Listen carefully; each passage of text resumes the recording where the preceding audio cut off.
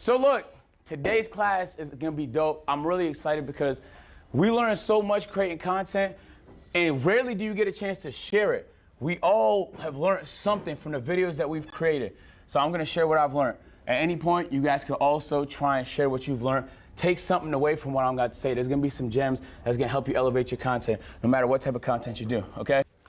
On question one, if you wrote A, Samsung Galaxy S25 Ultra, you are correct. You are 100% correct. It's way better. If you do phone streams, it is 50 is the minimum viewers if you want to do it full time. You just have to optimize the 50. So just because your viewership is not sky high doesn't mean it's not possible to do it full time. It just means you have to optimize the 50. For question number 3, if you wrote C, watch time is the most important metric, you are correct. That's law. That's law, YouTube law. Watch time is king. And 4, important metric for... Ray, stop slapping your cameraman. If you wrote concurrent viewers A, you are correct. Concurrent means the average viewers that's currently watching. All right, so yo, pay attention. Okay, I want to do some basics because there's going to be some smaller streamers in here, but it's going to be a lot of stuff that's not basic. If you guys have questions, feel free to ask. I'll call you when I have a chance. Depending on your budget, okay, I want to say you could stream with anything. You could do a desktop stream with a fucking laptop webcam. On God, it doesn't matter, bro. Many of the biggest streamers from like Aiden, Kai, they all use simple cameras. Just like it could be grainy shit, it doesn't matter. People do not value quality when it comes to, if you stream in 4K, you won't get a single additional viewer as a result. I really want to clarify that because some people feel like the tech is what holds them back. If you're at a $1,000 budget, the S25 Ultra is the best. I think it's a little more than $1,000, but for a $1,000 budget. For a 2.5, it's gonna be this live view backpack. It molds together different connections so that you have a stronger overall connection. It's more expensive, but you can connect it to a bigger body camera. So the overall price is gonna be a little bit higher, but it's going to be worth it. Now, if you're a big streamer, there's no reason why you don't get this one. I don't know how new it is because we just got it 4 months ago, but it's cracked. Like, it's prioritized data. I don't lag, basically, and it's so hard for me to lag. It's very hard, especially if you do a lot of IRLs. If you do desktop and gaming, obviously this stuff isn't required. I'm telling you, bro, I had a couple large streamers ask me yesterday whether 30,000 was a worthwhile purchase. It's your job, right? So like, we spend money on dumber things. Ray, for example, bought a Supra for $50,000. You get what I'm saying? So if you could buy a Supra for $50,000, you could buy this bag for $30,000. Feel me? I got an apartment for absolutely no reason, just to see if I'd like it. So keep that in mind. You spend money doing dumb shit. Why not spend money investing in your business, bro? I feel like we get stingy when it comes to shit like this, but then we spend bags on shit when it comes to luxurious stuff, Louis Vuitton, this, that, the third. This is what's important. Just remember that. Yes, Shanks. Hey, when someone's asking a question, please quiet down. What's that, Shanks? Yeah, on that last slide, my memory is so short, I can't remember everything. Can we go back to the last Yeah, slide? we can. I'm sorry, I'm not on slide. Yep. Now, these backpacks, we don't really have it in like Nigeria now. Yeah. If I get to buy them here, can they work there? That's a great question. I'll have to get back to you on that. I'm not sure, but I'll get you an answer. Because the niggas that run this, they are working. Yeah, I'm knowing. This honestly could be a very big help. All right, let's talk Twitch discovery. Who here streams on Twitch? Okay, we know Twitch has no discovery. It's unfortunate. It's really challenging to get new people to see your content. Unless they're browsing on the huge tab of thousands of other streamers in your category, and then why pick yours? You can't put a thumbnail up there. It's very hard to get noticed. So it truly is non-existent. The way people get discovered on Twitch is through other platforms. If you're big on YouTube, especially if you're big on TikTok. Do we have anyone whose primary platform is TikTok? This is your opportunity. TikTok is the best way for new people to see your face. You're going to want to transfer those people over to your stream. It's a strategy to it. We'll get there.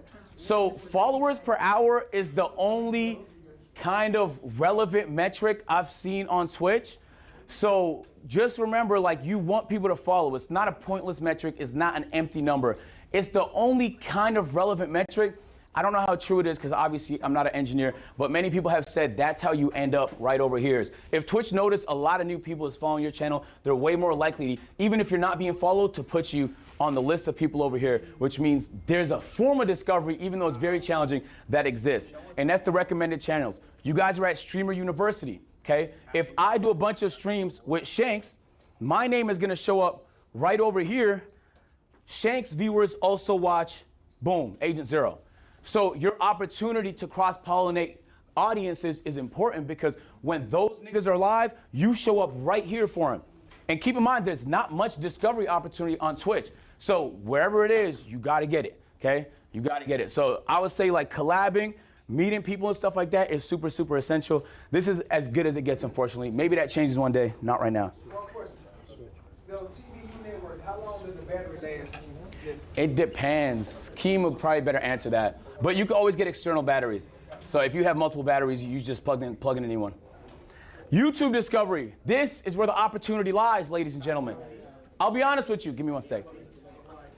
I'll be honest with you. This really, you could do 10 classes on this and not completely tell the whole story. So it's not, I'm gonna be summarizing a lot, but watch time is king. I'm gonna give you some examples. So 2 recent videos I uploaded to my channel, most expensive Pokemon card opening. This is what I would call a low appeal video, right? Even the thumbnail kind of insinuates that it's a reaction more than an actual opening. Like, people are getting a quick snapshot. You're one of 50 videos on a page. You're competing for everybody's attention. They could only click one video. This one didn't perform all that well. It did 57,000 views. This one, on the other hand, my reactions tend to do really well. Part of YouTube is understanding your audience. Something that does well for me might not do well for Ash. It might do differently for the next person. So you have to understand what your audience likes. If you're not going back to see what performed well, you actually don't care about growing. I'm being honest. If you don't go in your analytics every few days to see how your video's been performing, any adjustments you need to make, you don't care about growing, you just want to grow. Caring about growing means you're actually going out your way to analyze what's working so you can do more of it, to analyze what's not working so you can do less of it. What's that? How you feel about like channel managers? It could work, especially if they have experience, but some channel managers are managing 8 channels, then it's like a priority issue, and also you just have to make sure they have experience. I think understanding appeal is super important. This is gonna sound a little harsh, but I want you to take this in a positive way. People don't really care. Even the way you consume content, people don't really care. Getting people to care is challenging. Getting people to care about you is challenging. Getting people to care about your idea is challenging. You have to create appeal. Streamer University has been getting marketed for like 5 months. He's been talking about this for 5 months. He's been giving us updates for 5 months. He's been hyping it up for 5 months. So when Streamer University happens, extreme appeal. The actual execution of it increased the appeal even more, okay? In comparison to an idea that flops. Understanding your audience, putting yourself in the shoes of your audience is essential to getting a good idea of what's gonna work. Don't think about it like you're consuming your content. What are the people that watch your content gonna think of your content? It's easy to find a crossover between what you like and what your audience likes. So many times I see people, oh, I don't wanna do that.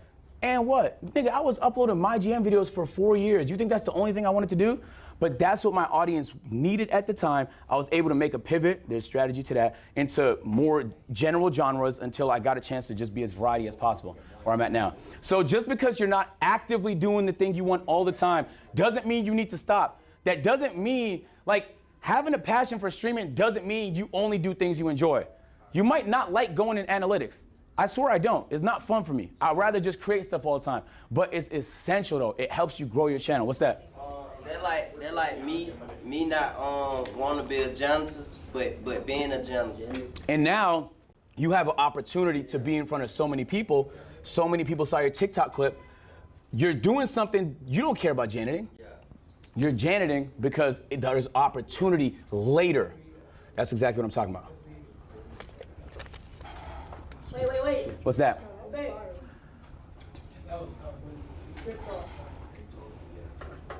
You got that, Brooklyn? It's like the only real class.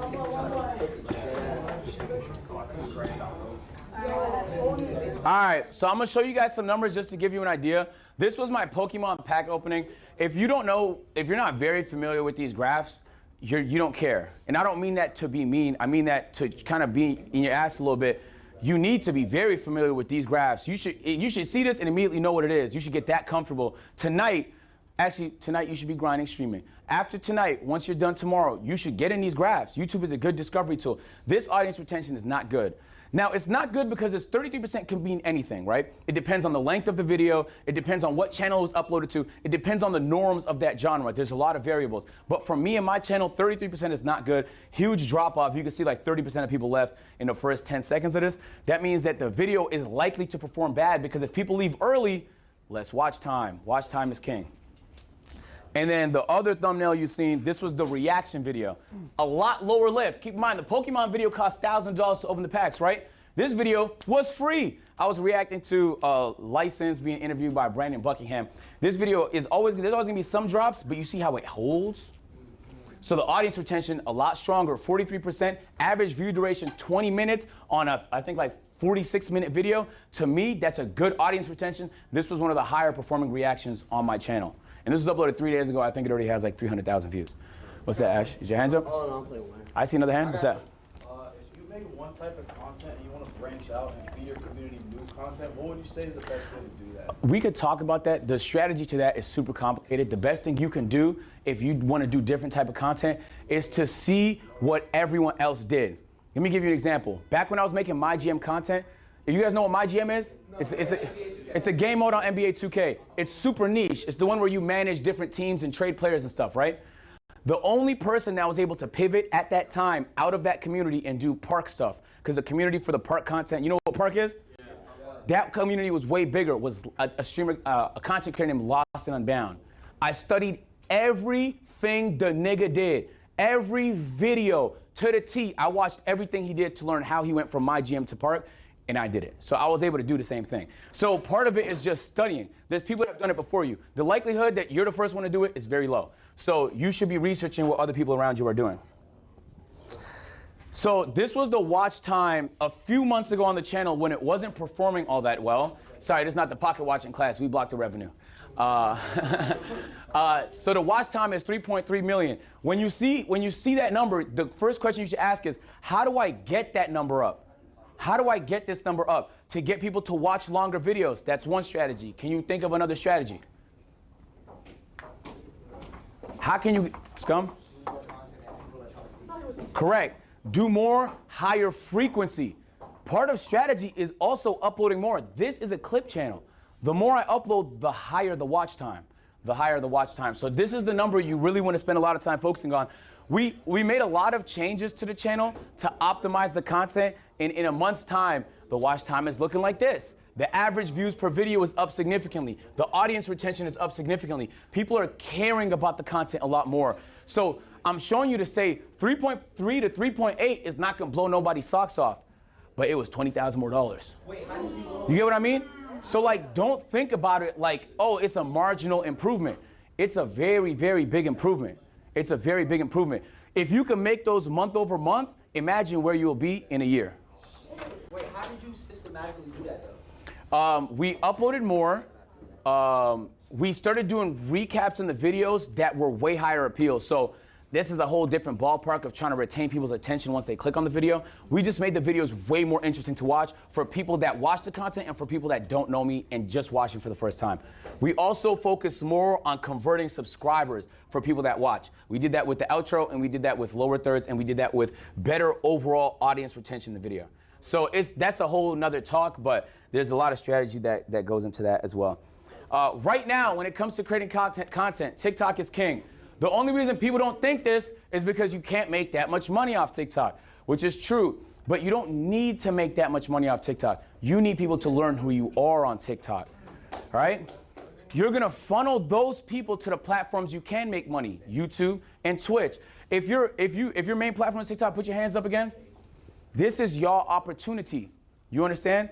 The larger you can get on TikTok, the easier it's gonna be for you to tell your audience to go to other platforms. One content creator I want y'all to study is Jinxie. Jinxie posts on TikTok all the time, and he finds sneaky ways to mention his stream or tell people to go to his stream in the middle of his shit all the time. Look for it. Like, don't see it as a viewer, see it as a content creator trying to learn. He is one of the best strategists. I don't even know if he does it strategically. He might just be doing it because he enjoys it, but he'll do like funny motivational stuff on TikTok. He'll go play golf or funny shit on TikTok. He'll do content and he'll mix in a reminder to go to where he wants them, his stream. I also mean TikTok is king because TikTok Live is now very, very powerful. If you say nigga, you will be blacklisted.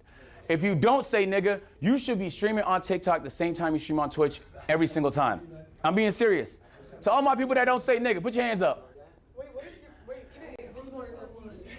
Yes, if they say nigga, the TikTok is gonna see that as hate speech and your account will get shadow banned. It'll get guaranteed. Guaranteed. Yeah, what's that, Shanks? Hey, can we respect Shanks? Can we keep... Okay, so you said something about. Hey, can we quiet down so Shanks can please ask his question? If it's something, it's a question you have. Yeah, if it's a question you have, you'll also learn. Yeah, you said something about multi-streaming on both like Twitch and TikTok. Yeah. You don't say nigga. Yeah. Nigga in the sense of you don't use like disrespectful words. No, the word nigga specifically. Okay.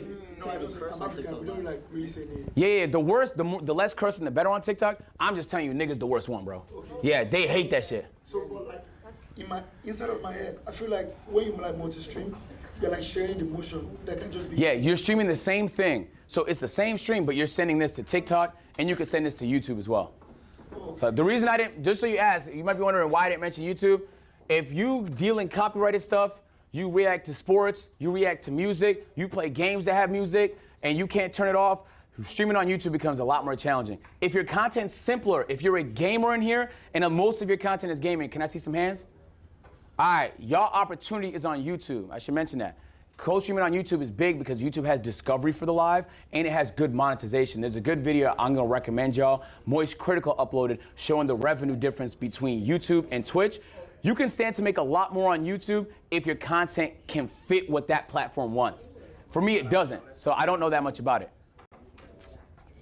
I just want to say, from personal experience, I stream a lot on YouTube, I stream on Twitch, I post on YouTube, but none of my Twitch streams become YouTube stuff, so I made a live channel like you're talking about. Yep.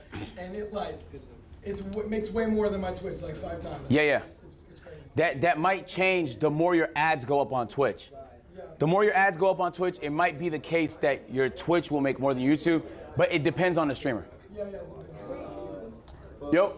Would it be okay though if you upload like your VODs on YouTube and like your regular videos on one account, or do you think you need to have a VOD channel and just your regular? You don't need a VOD channel. VOD channel is just easy bread, and it's a way for you to monetize the VODs that's gonna be on Twitch anyway. And they live forever on YouTube. On Twitch now they have like a 60-day limit.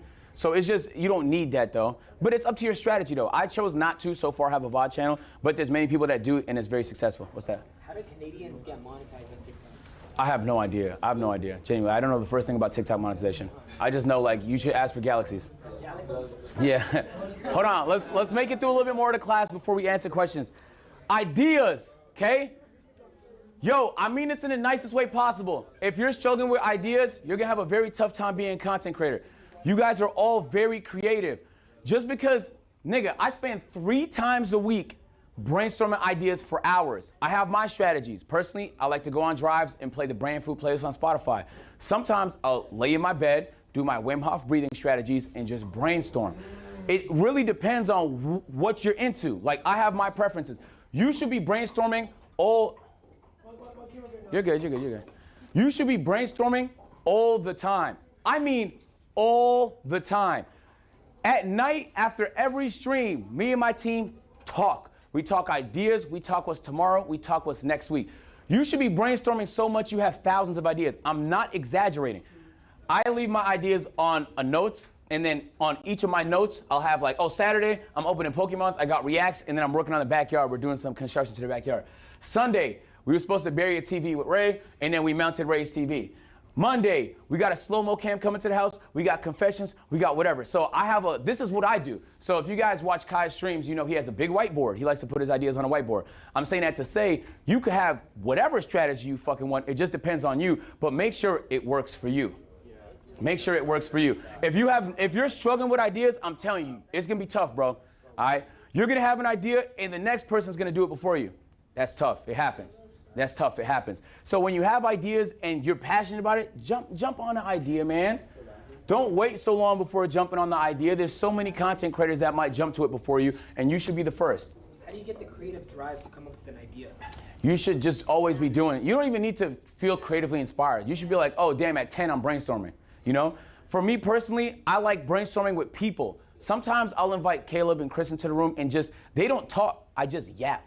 And eventually my yap will trigger an idea from them, or I'll come up with an idea. That's actually the number one way I come up with ideas. That's how I came up with the Pokemon Go Marathon, which I'm doing in a few weeks. I'm really excited for. So yeah, very excited for that. So I'm saying that to say you can come up with whatever. You can have an app that helps you organize shit if you want to. For me, my phone is easy. It's accessible. This is what I do. I'm gonna show you guys some examples of streamers just so you guys can do the same when you go home. Queso is amazing, bro. Queso started on TikTok. He blew up on NBA 2K content. His personality was so vibrant, his character was so appealing that he was quickly able to transition that to streaming. He took that TikTok audience, as we were talking about, and he was able to transition it into streaming. And then he was able to take that streaming audience and transition that to the YouTube. He uploads every day, 600K, 800K, 600K. He's crushing it. If he's not making like $1 million a month, I don't know who the fuck is, bro. But you wouldn't think it though, because sometimes he's not in drama all the time. If you don't watch a lot of gaming content, if you're a gamer and you're not watching what Queso's doing, you're not trying. I mean that with the bottom of my heart. He is operating at such a high level and he does it so genuinely, bro. I watch his streams all the time, sometimes to learn, sometimes because he's hilarious. I also want to say something that's kind of important here. And it's something that a lot of people wouldn't consider a science, but it's his face card. Do you see the thumbnails? Yes. You could spot this nigga face from anywhere. You get what I'm saying? He puts his face on everything. It's so much easier for him. Maybe like his face is easily visible in every thumbnail.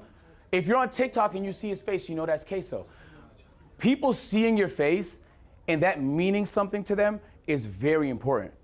When they see Ash face and they know, oh, he does this type of content, what do you want to be known for? Your face should immediately translate to the general audience as something you want to be known for. You get what I'm saying? And sometimes you're not in control of that. Okay? So for example, some people think like I'm the money guy. There's many people that make more money than me. They just think that. So like they'll see my face and they might think, oh, he's smart. I do a lot of dumb things. They just think that. What you're known for might not always be what you're trying to be known for, but what I'm saying is you want to put your face on things. You want to put your face on as many things as possible in ways that add appeal. And then eventually your face will be the appeal. Wait, hold on. I got a question. What's that? So, I feel like with Queso, he's kind of like an anomaly with a lot of what he does. Like, He is. he's kind of like broken. Like, nowadays with streaming, it's a lot more like different. He's kind of like old Twitch. You know what I mean? So, how do you... He's not old Twitch. He just blew up 2 years ago. I'm saying like he has that old Twitch vibe. Oh, yeah. In terms of his content's a lot simpler and he games a lot. That's true. I think you should study the anomalies the same way you study the common. You feel me? You should see the blueprint and you should see what the alternate is too. What up? Damn. Get it out your mouth, man. So you're saying Twitch change? Like you change? Twitch changed. Twitch changed all the time, man. Right now the meta is like a lot of IRL content. In 2 years, it could be something completely different. You just have to keep on top of things. You know how you said your face and it adds appeal. What if you're constantly in drama? Is that a bad thing? I mean, that just appeal is not necessarily a good thing. It's just what you're known for, right? Like, you could be in a lot of drama, but then you'll be known as that. Just because people see your face and know of you doesn't mean they're watching your shit neither, right? So getting people to watch your shit once they see your face is also essential. That's why I mentioned Jinxie. He's a very good example of that. Other thing I want to mention I haven't done yet is consistency, bro. All right? This is every day. When Kai was admitting people to Streamer University, the one thing he said is he likes to see people that have been trying for a while. Feel me? Where's Caleb? Where's Caleb at? He's not here. Oh, he's back at the dorm. He's running his Twitch. I hire Caleb only because the nigga uploaded every day and he had 30 people watching every video, bro. For months. It was like 6-7 months straight he uploaded. Every day he uploaded a video. Nobody was watching it, bro. But he still uploaded the video. The consistency is important because if you keep doing, you'll keep learning, all right? All right, Canel. This is a little bit of a alternate pick. Canel did something really interesting most people didn't realize. This is his second channel, Eugene Dingleberry, okay? Most people grow their Twitch on TikTok, on YouTube Shorts, on Instagram Reels, the short form. He's growing it through YouTube, which is very, very interesting. He's pulling hundreds of thousands views per video on stream clips on his second channel that he's trying to convert over to the Twitch. I think this mode is a little less efficient than TikTok. That's why I think TikTok's king, but it's another way to do it. If you're primary on YouTube, the opportunity is there too. Any platform with discovery means you could be discovered, but then you could also have the power to send them in different directions, different platforms, stuff like that. Canel did a really good job. I feel like he's a very underrated content creator, and he's the one, I really wish he made it here because I feel like he's one of the people that his content is way better than what people are currently giving him credit for. So shout out to Canel. Ludwig.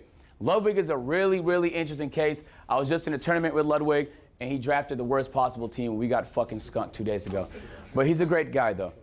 He does YouTube-focused streams. He'll spark his stream, mid-stream, start a YouTube video. Hey, guys, welcome to YouTube video. Today, this is a generic intro. His is going to be a lot more optimized. But you see the thumbnail. Every part of this thumbnail is by design. This nigga is a master of packaging. He's a master of titling, he's a master of thumbnail, and he does a great job at cross-pollinating his YouTube and his Twitch. He had a YouTube deal for a while where he streamed on YouTube exclusively, and now he co-streams. So he's an example of somebody, including Jinxie, that co-streams, right? Do you see my content as brain rot? Say it again? Do you see my content as brain rot? Is your content brain rot? A little bit, yeah. Yeah. It's a little brain rot, Ray. You know it is. I really recommend you guys watch Ludwig because I think he's very intelligent. And he's a very good entertainer, bro. He understands the art of entertaining. He does a great job of putting together high appeal events that bring a lot of attention to him. And he challenges himself to a lot of marathons and interesting content. He has a very unique community, and it's hard to find communities like that. If you guys haven't already, please take a look at Ludwig's channel. He's one to study. He's one person you're gonna want to study. Viewers POV. This is important because as a content creator, sometimes you're so caught up in what you want and your passions that you sometimes lose sight of what people want. So just because you want to do something doesn't mean it's the right thing to do, right? If you guys play game shit, can we get some hands in the sky? You stream games at all? All right, what type of games do y'all stream? Scum? Horror games, sports, wagers, Yep. stuff like that. What type of games do you stream? Usually shooters. Shooters? Overwatch, Marvel Rivals. Okay, so let's do an example here. If you switched it up and played League of Legends because you wanted to, that's your right as a streamer. But it's their right to not give a fuck. You get what I'm saying? So you could do it. Some people don't care. They'll do whatever they want. But in terms of good strategy, think about your audience. Like, they're gonna be like, damn, they watch because it's you, some of them. But it's like, nigga, I know I don't want to watch League of Legends. You know, even if it's my favorite person doing it. So just understand, put yourself in your viewers, your average viewer's POV. Well, I do have a question because I actually have been moving away from that after doing the same thing for like 2 years now. So I'm glad that you said that. What do you think is like the best way to like transition your old community into something new? Just to like. It depends on what the new thing is and how different it is from what you're currently doing. Okay. You know, like if you're a COD person, transitioning to GTA 6 when it comes out will be pretty easy. They're both really casual games that casual gamers play. But if you're a COD person, transitioning to fucking NBA, actually 2K might not be too bad neither because a lot of 2K players play COD. FIFA, then you're gonna lose some people. So just understand where your audience is. Even for my agency, I love y'all niggas, but there's certain games y'all not gonna watch me play, bro. Friends. This is very important. My mom used to tell me this all the time, and I took it for granted, and now it's honestly the most true thing I've ever heard. Yo, bro, if you're around a bunch of losers, you're gonna lose. I don't know how else to explain it. Dead ass. You're gonna leave here, you're gonna go back to whatever city you're from, and you're gonna be around people. If those people aren't on the same pursuit as you, They don't have to be streamers. I mean, like, taking life serious. Like, if they're not trying to try, bro, you will match that energy, I'm telling you. And operators, people that are winning, don't want to be around that. You are actively repelling away the energy that you're trying to attract. I mean that from the bottom of my heart. Back when I wasn't making any money off streaming YouTube, nothing, 7 years I did this, $0, bro. Out of love, I just enjoyed it. I would still be doing it, obviously part-time, but out of love if I wasn't here with this opportunity. But I had friends. We used to get on Skype, RIP Skype in the chat. RIP Skype. We used to be on Skype. We used to talk to each other every day. Every day we would hop in a Skype call, I would mute and say, yo, I'm about to record a video. Boom, I record a video. I'll come back to the Skype call, play 2K with the guys, grind my players, shit like that. I was a 2K content creator. I was in my bag with people that was in their bag. You get what I'm saying? You could be around whoever you want to, bro, but you'll go in whatever direction they're going in. So make sure you want to go where they're going, bro. It's easy motivation, too. If you ever lost motivation as a streamer or a content creator, you know exactly what I'm talking about. Doing this shit alone is not easy, man, because it's like, especially when you're not seeing the love that you want, especially when financially it's not making the sense that you want. It's way easier to find people to do it. Genuinely, that will be the biggest takeaway. Fuck the numbers, everybody performing, sub counts, shit like that. The biggest takeaway you'll have from this experience is the friends you make. Who are you connecting with? Spend time with them. If you haven't and you're afraid, get out your box, challenge yourself, bro. Go talk to someone new. They could be the next best friend. I'm telling you, you're gonna need that throughout this journey. Snowcone? So who do you think are some good streamers at the university that have a really good process for growth? I was talking to Corey yesterday. I love Corey. I think he's gonna be big. Shaq over there. Shaq is really entertaining. He's been hustling, grinding. He's really good. There's people here like Ash, for example. He's big on YouTube, but he's been in his streaming bag recently. I think he's gonna be big. But like, it doesn't matter what I think. I could sit here and tell you that Ash is gonna be the shittiest streamer ever. You know, or that Ray is like a dog shit streamer and he doesn't really try for real. But it shouldn't matter to you what I think, because you should believe in yourself regardless. Dead ass. Like, you're gonna have niggas, no cap, clap that up. You're gonna have niggas tell you you're not gonna make it, bro. Dead ass. It's the internet, I'm not gonna lie. It's a lot of hateful shit going around. This shit get messier by the day, bro. You're gonna have to develop some thick skin if you wanna grow. I'm telling you, as you grow, you will deal with some more bullshit, bro. Okay, niggas will drag you in shit. Your name's gonna be across the mud. You will have to get thicker skin. So a nigga telling you that you did bad, your video was ass, you performed horribly, fuck him. All right? You should be in your own bag. Fuck what people think. All right, we got the essentials tier list. Take a look, man. Some things here not as important as you think. Other things very important. Internet. If you got bad internet, you can't stream. Okay? That's S tier. Ideas.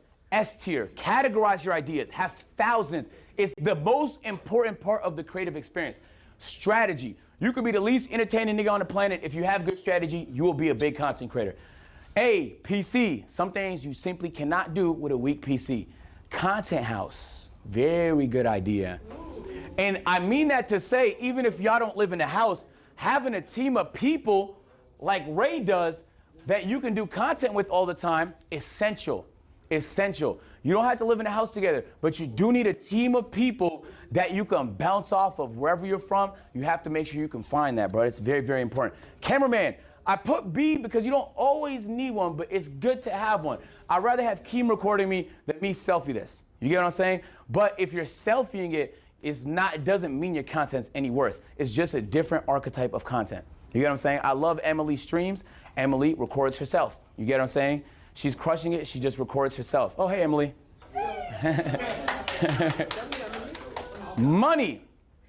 It's great to have money. You can do dope content with more money. You don't need money for good content. You get what I'm saying? I gave you an example earlier of content that performed well that cost $0 and content that performed poorly that costed thousands of dollars. So you don't need money, but obviously the more you have, the more possibilities is gonna open up. Regardless of how much money you have, the creativity is what should carry, right? If you're a creative person, you just have to brainstorm it. All right, I can't do that because it's too expensive. What's a better way to do that? That's what you gotta ask yourself.